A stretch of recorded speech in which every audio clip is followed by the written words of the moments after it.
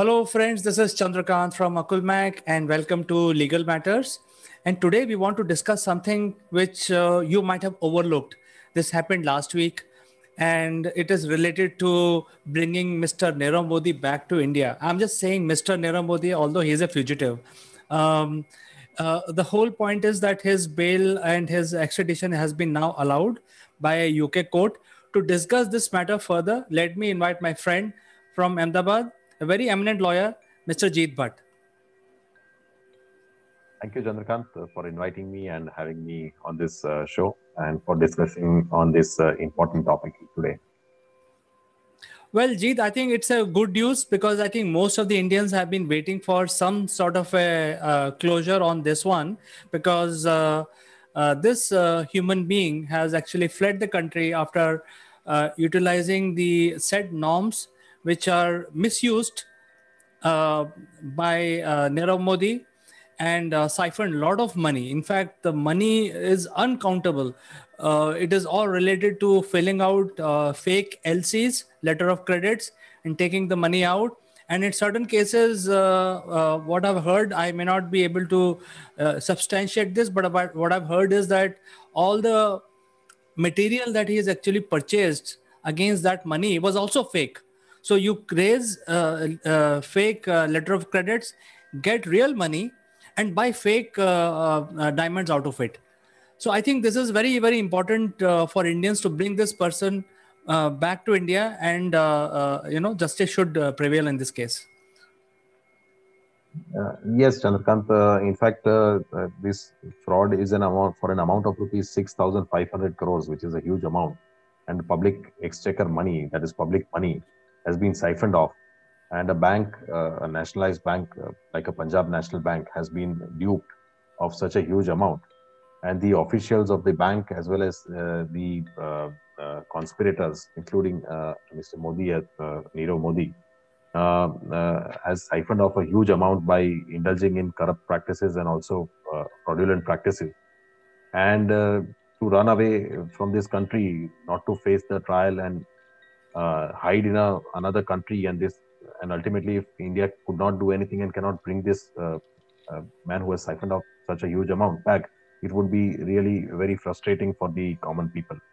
And therefore, the government continuously made efforts to bring this person back, and it has resulted into some good news because the UK Magistrate Court has recently held on 25th of February that the application of the government of India is allowed, and the matter is now sent to the UK Secretary of State for Home Affairs to issue an order of extradition, extraditing the person who was requested by the government of India back to India.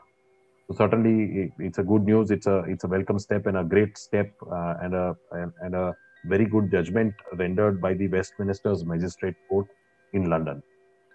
So I will just briefly tell you what is the procedure under the UK Extradition Act of 2003, and what was the case put up by the government of India, which was a requesting state, requesting for the extradition of Mr. Nirav Modi, who was the requested person under the Extradition Act.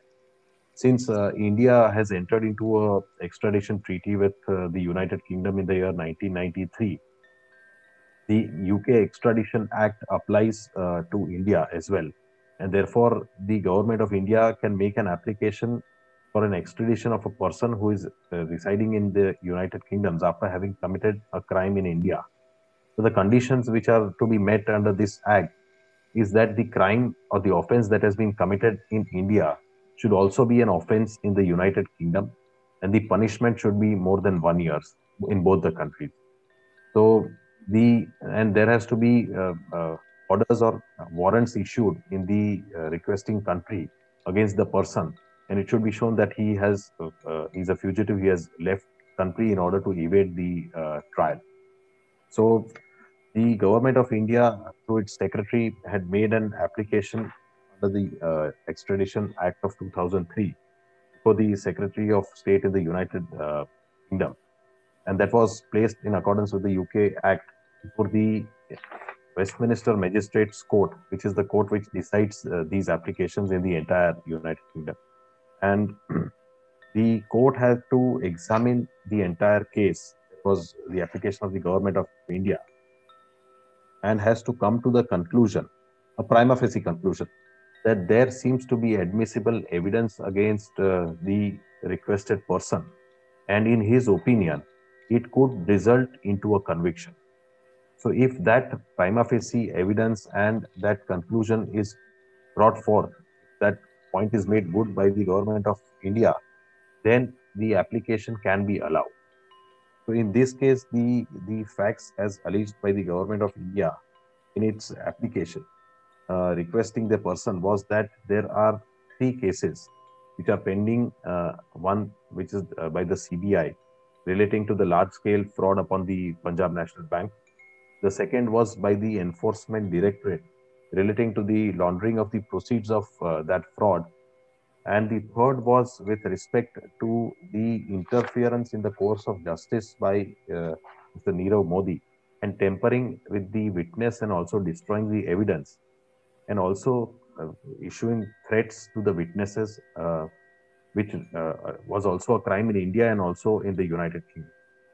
So, on the basis of these three charges, initially the the government of India sought for the request by making an application on 27th July 2018. So, just to give you the brief facts of what are the allegations against Mr. Modi, is that on 29th of January 2018, the CBI had received a written complaint from the Deputy General Manager of Punjab National Bank stating that there has been a fraud of a huge amount committed by the companies owned by and under the control of Nirav Modi. And it said that there were several letters of undertaking which were issued to foreign companies and in foreign banks, where the PNB had assured to make the payments on the due date.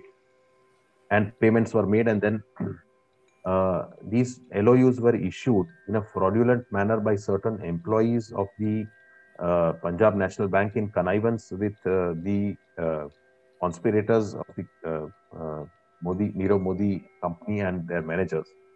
And no appropriate procedure had been followed. The appropriate documentation had also not been obtained, and the LOUs had not been recorded with entries in the bank system.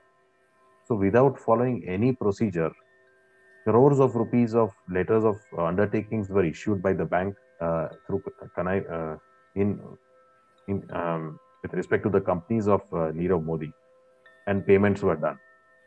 So, so this was the case which was registered before the CBI, and it also resulted in another case registering before the Enforcement Directorate with respect to the Money Laundering Act of 2002.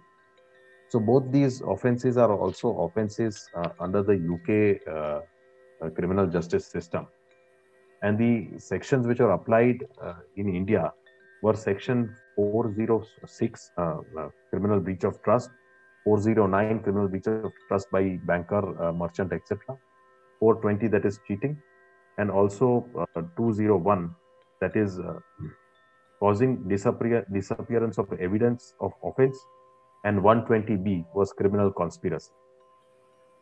So these are also offences under the UK law, and therefore the government of India requested that this person may be extradited and sent back to India. The court also examined the evidence which was placed by the government of India with regards to the investigation which had resulted into filing of a charge sheet and the trial being pending. But since Mr. Modi was not here, certain non-available warrants were issued, and the court also produced those. The government of India also produced those warrants before the court in UK, and all these documents were held to be admissible by the UK court, though there was an objection that statements made before the police by the witnesses cannot be considered to be admissible in UK. But still, considering the judgment of Vijay Mallya in 2019, wherein also similar objections were raised by Mr. Mallya, and the court dismissing those applications, holding that these statements made to the police are admissible because the court has to come out to a prima facie conclusion, not a final conclusion of guilt, because it is not trying the offense. The offense will be tried in India, but the court in UK will only have to see whether, in its opinion, there is a case of leading to a conviction. So the court considers all the evidence, the statements made by the officials of the bank, the procedure which had to be followed but was not followed in issuing the a letter of undertaking. The court ultimately holds that yes, these evidences are admissible, and court found that there is a chance of conviction based on the evidence which has been led by the government of India. So therefore, the court held against Mr. Modi and in favor of the government of India with respect to the conclusion that coming to the conclusion that prima facie case is made out. With respect to the supplementary charge sheet which was filed by CBI in relation to the interference in the course of justice, there were allegations made by the government of India that Nirav Modi was interfering with the witnesses and also issuing threats to them. And one of the what had happened is that once this scam in media, he had instructed his directors in different countries in Hong Kong and in Dubai to flee from that country, not to go back to India, and he sent them to Cairo in Egypt and where they were residing. However, they wanted to go back to India, but he was threatening them not to go back. He was also telling them what statements to make if in case they are found, and also he issued threats to them. So these persons were alleging that we are kept against our will in Cairo.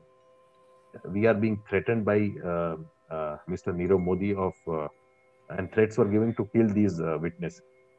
And there were recordings which were produced in the UK court by the government of India with regards to these conversations between the ex-directors of the companies of Nirav Modi and between Nirav Modi.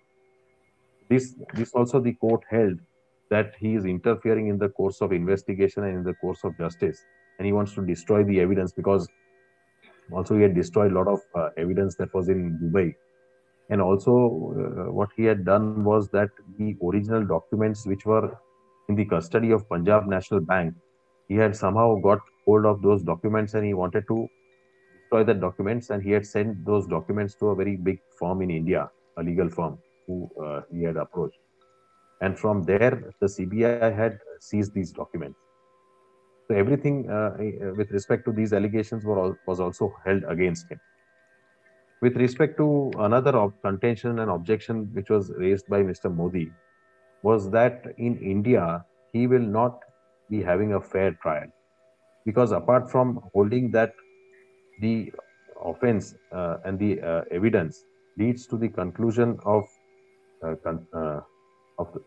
leads to the conclusion that he is guilty of the offense and he will be convicted.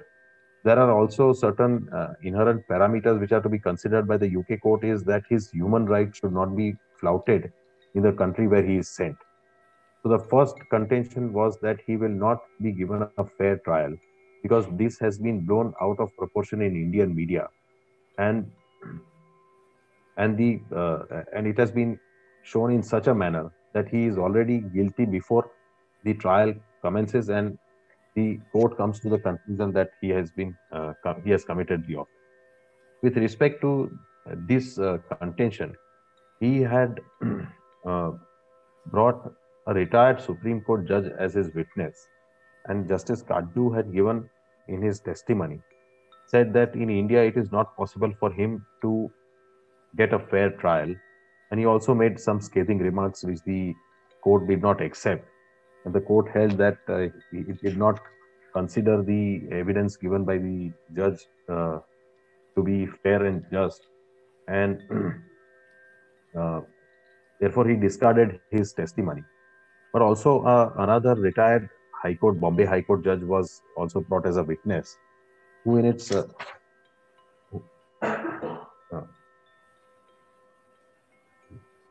Yes, I can hear you, Jeet. yeah, sorry.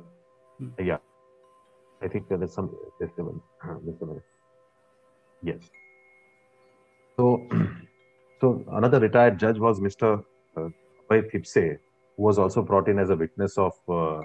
Nirav Modi, who said that considering the entire material, the offense under section 406, 420, 409 is not made out in this case in accordance with Indian law. But that also was not considered because the court found that there was a huge amount of fraud, and it appeared that there was systematically done, and therefore the court in UK held that it appears to be a commercial fraud of a huge nature in India, and it discarded the contentions raised by Mr. Nirav Modi. Also, with respect to said that India is governed under the constitution, and there is a separation of powers with respect to the judiciary, executive, and the legislature, and there is impartiality, clear-cut provisions that judiciary is completely neutral and impartial in India, and therefore court held that there is no question of violation of not having a fair trial. The next contention which Nirav Modi raised was that his mental health was not conducive, and he was suffering from depression. But with respect to that, he had brought a witness who was a doctor, a psychiatric. But that also the court did not consider, because the court considered the assurance given by the government of India with respect to the facilities that are available in Indian jail. The government of India has also clear-cut demarcated barrack number 12 in Arthur Road Jail, which is specially prepared for Mr. Modi. And the government of India had also produced photographs and video of the entire barrack, and which showed that there is ventilation, there is proper space in the barrack. There are no other person along with Mr. Modi who is going to reside here, and so therefore there is space, there is cleanliness, it has all facilities which are required. The ceiling is 20 feet high, the room is 10 feet into 15 feet, and there is an attached bathroom. So his dignity and his human rights will not be violated. He will be given a fair treatment, and there is not going to be any torture. And also the fact that there is 24/7 security, and also there is medical facility available in the hospital. Also, with regards to his mental health condition, the court observed that he must be given the doctor of his choice, and that is what the assurance was given by India by way of its letter to the court. And this the court accepted, that since he will be getting so much of benefits and medical treatment, and that too of the doctors of his choice, then there is no question of not extraditing him. Dismissed his contention with regards to the mental health care. And therefore, ultimately, the court allowed the application and sent the application to the Ministry of State of Home Affairs for issuing the order of extradition. And this is how ultimately this order came to be passed under the UK Extradition Act. Jeet, thank you so much for explaining the entire order. I think it is a fantastic order, and I think the 14 days time has been given to Nirav Modi to file for an appeal if he wants to. Otherwise, his extradition is sort of confirmed. Unless if he appeals, then it will again go into another case. However, as a common man, I feel that it is very important for set an example by bringing him back, simply because after he fled the country, there were a lot of other cases also which also emerged and saw the light. Things like when he used to appoint franchisees, he used to take 10 crores or some very high amount, and in return he will give jewelry and diamonds so that those shopkeepers can sell that jewelry and diamond under his brand name. So many of these franchisees came to know that whatever was supplied in return of that money, that booking amount they had given, were fake jewelry and fake jewels. So the whole empire of his business was built on fake articles, fake merchandises, fake LOUs, and real money. So I think that is why we have to get him back. Yes, absolutely. So once the Secretary of State of issues an order in UK, thereafter he will have 14 days to file an appeal before the High Court. And if leave is granted to file appeal, then it will take another time. But as we have seen in Vijay Mallya's case also, that he has also availed his remedy of appeal up to the Supreme Court. Until Supreme Court of United Kingdoms, he has lost, and the order of extradition has been upheld. But it takes some, because there are a lot of procedures which have to be followed, and these appeals are also time consuming in UK. It will take its own time, but ultimately, yes, you are right. This has to be set as a precedent, and he has to be brought back here to face the trial. And especially when we don't even know what is the quantum of scam that has been committed here, because the case is basically around the nationalized bank, but then the quantum of scam may be much bigger because a lot of people have been duped by this person. So things like that, I think it is important to bring him back. And I think we are discussing this today because this is very recently that has happened. And the government of India and the people who actually represented government have done a remarkable job. I think we should kudos to all of them, the CBI officers and all the people from the law enforcement agencies who are involved, and also the lawyers who are representing the government of India side of it. So I think we should get this fugitive back into India and try him with actual law. Absolutely, yes. And I think this is a great step ahead, and hopefully, even the appeals and all will be exhausted. The remedies once are exhausted, there is no other legal impediment in bringing back to India. Yes, so I think I also read another news. How far that is true. His uncle also, Mehul Choksi, who is also part of this game plan, is hiding in Antigua, and the Antigua government has said that we cannot extradite him before 2027. So I think that is another leg of the same, same case. But we will discuss that in some other discussion because this is just a news item. So thank you, Jeet, for coming over to our show and explaining this very important decision by UK court in favor of Indian government to our viewers. Thank you very much, sir. And we'll catch up again in the next session of Legal Matters and Akulmat. Until then, bye-bye. Thank you.